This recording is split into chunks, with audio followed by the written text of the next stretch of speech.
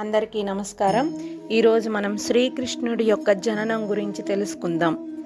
మధుర చెరసాల. అర్ధరాత్రి నిశ్శబ్దం నిండిపోయింది. దేవకీ చేతుల్లో నూతన శిశువు శ్రీకృష్ణుడు.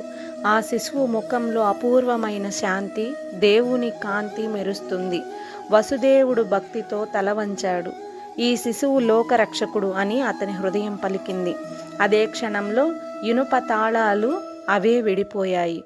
చెరసాల ద్వారాలు మౌనంగా తెరుచుకున్నాయి. కాపలాదారులు లోతైన నిద్రలో మునిగిపోయారు. వసుదేవుడు తన తలపై శ్రీకృష్ణుణ్ణి ఉంచుకొని చీకటి రాత్రిలో అడుగుపెట్టాడు. వర్షం వలన యమునా నది భయానకంగా ఉంది. యమున నీళ్లు శ్రీకృష్ణుణ్ణి తాకగానే మార్గం వచ్చింది. శేషనాగు ఛత్రంలా నిలిచాడు. అలా చెరసాల నుండి గోకులం వైపు ప్రయాణం ప్రారంభమై యశోద చెంతకు చేరాడు శ్రీకృష్ణుడు.